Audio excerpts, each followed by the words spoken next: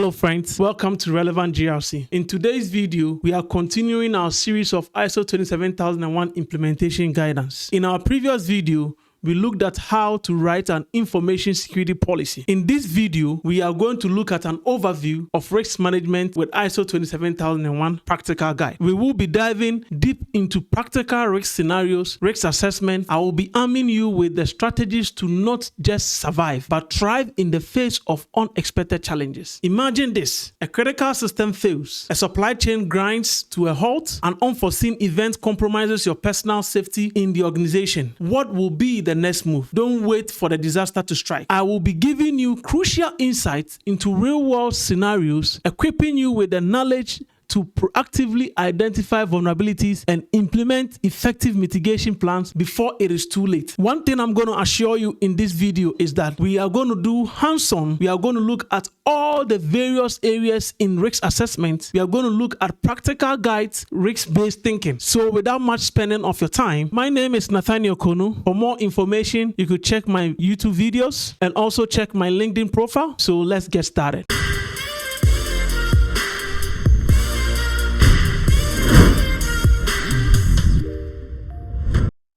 At the heart of ISO 27001 is a core idea, risk-based thinking. ISO 27001 doesn't just tell you to protect data. It tells you to figure out what could go wrong, how likely it is, how bad it would be, and what you are going to do about it. As I always say, security should be the forefront of every compliance. Your implementation determines how strong your environment will be. Let's look at some definitions of risk management. What is risk? Risk is an effect of uncertainty on object. Let's take a key look at the definitions in here. Effect. An effect is a deviation from the expected, positive or negative, whereas uncertainty is the state, even potential, of deficiencies of information related to understanding or knowledge of an event, its consequences or likelihood. So here, in totality, we are looking at an information security risk can be associated with the potential that threats will exploit vulnerability of an information assets and thereby cause harm to an organization. What is vulnerability? Vulnerability is weakness of an asset or controls that can be exploited. Threat, potential cause of action that can result in damage to a system. So a threat,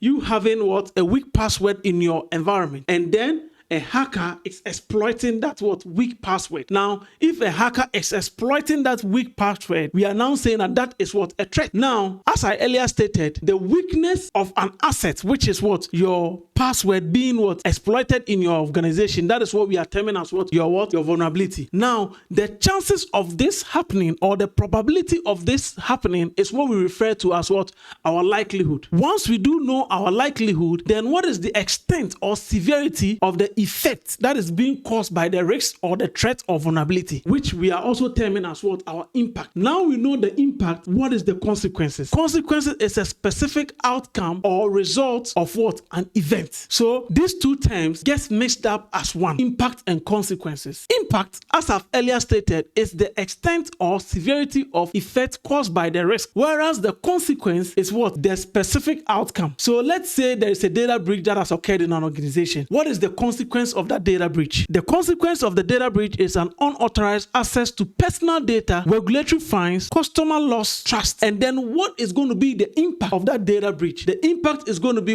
a high, because the company has lost maybe 2 million. Maybe there's a significant reputational damage to the organization. And so far as well, there might be regulatory sanction on that. And that makes it a high. Now let's go into the clause. As I earlier stated, this risk management is going to be centered around ISO 27001. Clauses 6.1.2 and 8.2 talks about information security risk assessment, whilst 6.1.3 and 8.3 talks about risk treatment. The risk assessment here is just talking about you establishing and maintaining information security risk criteria, acceptance criteria, making sure that the organization has put in place standard process, ensure that there is a repeated information security risk assessment to produce a valid and comparable resource. Whereas the treatment is also talking about you determine controls that are necessary to implement the information security risk treatment options in order to make sure that those risks that has been identified has been curtailed. Let's look at what is risk management process. Risk management process is a systematic application of management policies, procedures, and practice to the information security environment, which deals with activities of communicating, consulting, establishing the context, and identifying, analyzing, evaluating, treating, and monitoring your risk. Designing the effective risk management program, one has to establish a well-defined, continuous, and integrated risk management that would promote awareness of risk and identify potential internal and external risk. Here, as I earlier indicated, we are looking at all kinds of risks that is going to be curtailing or that is going to impede the improvement of the organization's ISMS. We are going to also look at facilitate consistent, valid, and trackable results that are actionable by risk and control owners. We are also going to ensure the information security management system can achieve its intended objective, prevent and reduce undesirable effects, and achieve continual improvement. Let's look at the processes that are involved in risk management. We are looking at risk identification, risk analysis, risk evaluation, the treatment of the risks, and then the monitoring of the risks. Let's break this down. Risk identification. The objective of risk identification is to understand what is at risk within the context of the management system's objectives and to generate a comprehensive inventory of risks based on the event or threats that might prevent, delay, enhance the achievement of the objectives. So here, identifying the risks, we are looking at two basic identification approach. We do have the asset-based approach, and then we do have the scenario-based approach. More or less, some people also add an event-based approach. The asset-based identification here, we are looking at identifying assets that are in the organization that might be potential risk to hackers. In the asset-based risks,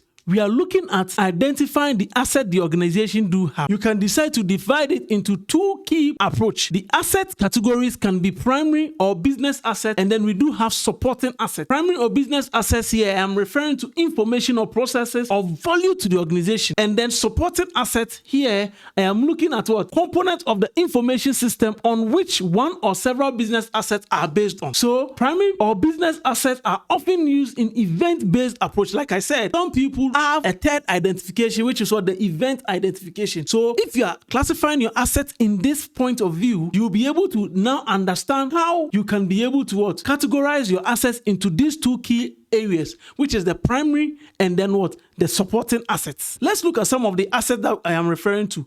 We can have our network, we can have our servers, the personnel or the human resource who are being trained to take care of these assets. So these are going to be some of the supporting assets that are hosting the business. What are some of the scenario identification? Like I mentioned, the scenario identification here, we are looking at putting in strategic scenarios of how you are going to identify sensitive documents. So example is sensitive documents are destroyed by an administrator. This is a strategic scenario. Let's look at loss of credit card documents. Let's look at an example of operational scenarios where use of administrators' right to destroy the sensitive document by directly accessing the database. So here, the administrator has gone into the database and then has knowingly gone to delete sensitive data. This is an operational scenario. So this is how you can identify your risk. Let's look at the risk assessment as well. We are looking at the overall process. So the risk assessment is the overall process of performing these tasks that I was talking about, identifying the risks, analyzing the risks,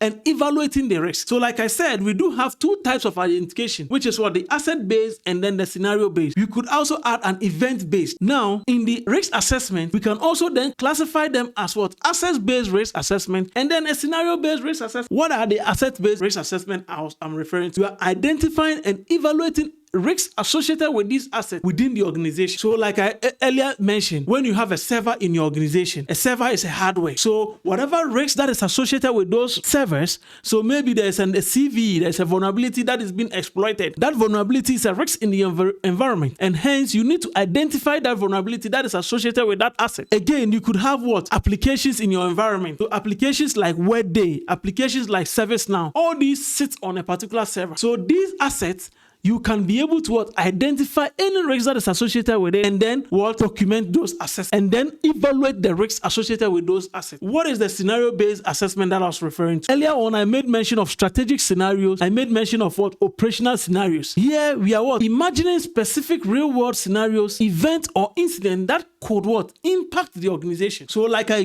gave an example, I was saying that an administrator, what if an administrator goes into the what? Database and what? Delete sensitive what? Document. This is a scenario. What if our cables in the organization are exposed, and then children are playing outside our organization's headquarters, and then they can use anything to what?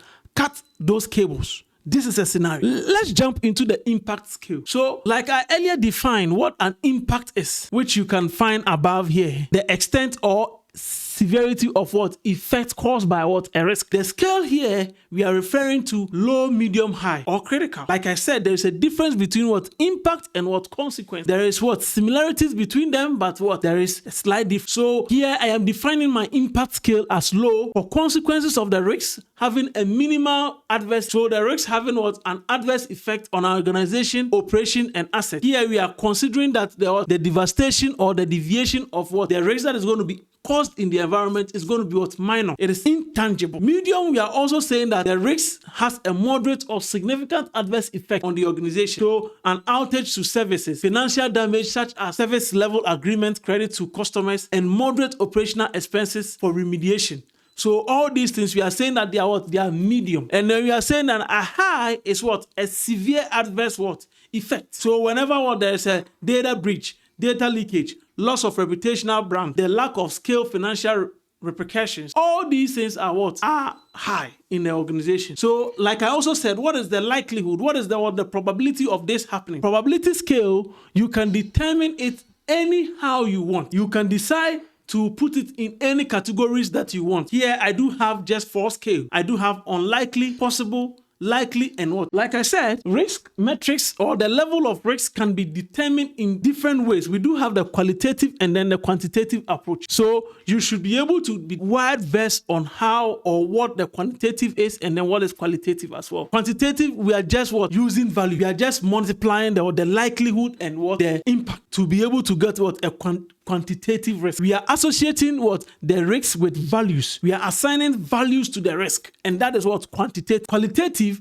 we are just looking at what? The adverse effect of what the risk is going to be. So we can categorize it like I'm saying right now with the high, medium, low. Those can be what? The qualitative. Let's look at the assessment approach, how you are going to perform an assessment. Since I do have this likelihood and impact scale, the assessment consists of what? Consistent criteria that is going to be what? Interpreted by what? The interested party. You should be able to assess all the risks in your environment. You need to determine whichever risk assessment that you would use, whether it is a scenario-based or whether it is what? Asset-based risk assessment. Mind you, whatever risk that you are going to identify goes into your what? Your risk register, and then it's going to what? Determine whatever control that is going to be what? Assigned. And then whenever, as I said, security-based risk is more or less what? A risk-based idea where you are going to make sure that security is the forefront of what? Your risk assessment. The level of risk, like I have already given the impact and then the likelihood scale, you are just going to look at what is the what? The likelihood of this risk going to happen, and then what is going to be the impact. If the risk is unlikely to happen, then we say the impact is low. If the risk is possible to happen, but the impact in the organization is low, then we say it is also low. So like I said, here, if you are dealing with quantitative, you are doing multiplication. If you are doing qualitative, you are just dealing with the risk consequences and what? Criteria of which the risk has been set, and then that will determine what the risk rating is going to be. So the total risk rating should also be defined. Whether you have an acceptable risk, what is your risk criteria? How are you going to accept the risk? How are you going to treat the risk? All these things are going to be based on the risk rating that you are going to be describing. And here you could see I have described the risk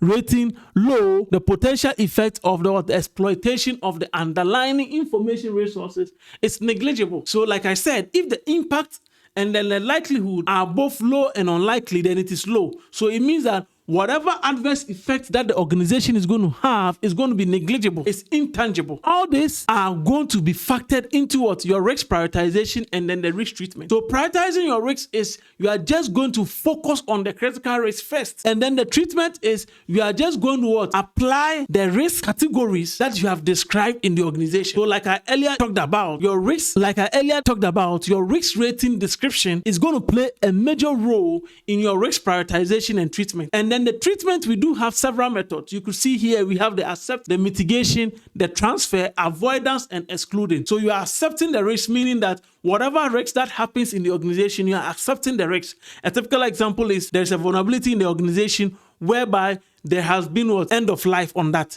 So you have accepted the risk that whatever exploitation that happens on that asset or on that server that you have identified, you have accepted that risk. You are mitigating this risk, meaning that you are putting in controls, policies, and procedures to make sure that the risk is getting reduced. So this is where the mitigation factors in what we call what? The residual risk. So when you are mitigating a risk, it's going to introduce a constraint on the risk. So your inherent risk, which is the risk that was initially introduced in the organization, since there's a constraint on that risk, it's now going to what? Turn into what? A residual risk, meaning that you have applied what? Meaning that you have implemented controls, policies, and procedures in order to mitigate that risk. You are transferring the risk, meaning that you are moving the risk from your environment, or you are putting the acceptability of the risk to another agency. So let's say that there is a risk in your organization and then you have Microsoft in your environment. If Microsoft is your vendor, you are saying that whatever risk that is in this Microsoft tool, you are transferring every risk that is on this Microsoft tool to the Microsoft vendor because they are the ones that are providing you this service. So you have transferred all the risks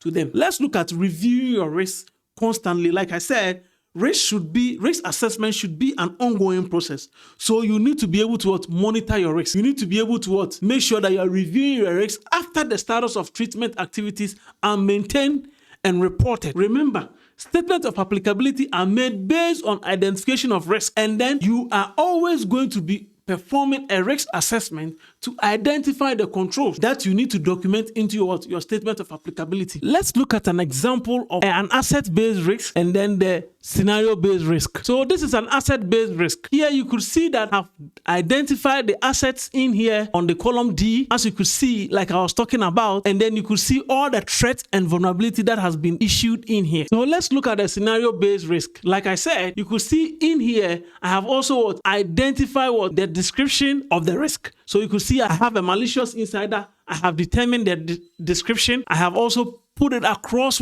existing controls that have been in place, and then I have put in the rationale and identify both the medium and then high of all these risks. In the next video, we will be looking at how to actually develop these risk registers. And more or less, as I always say, every organization do have a SharePoint site, a SharePoint list. I am going to show you how to document these risks and how to use a SharePoint list to do your risk register, which is the effective, more approach way to identify your risks, and then also where all SMEs or stakeholders or risk owners can go in to find a one-stop shop for identify a risk. So if you have not already subscribed to this channel, please do subscribe, like, and ring the notification bell so that you do not miss any of our future videos. Thank you, and see you in our next video.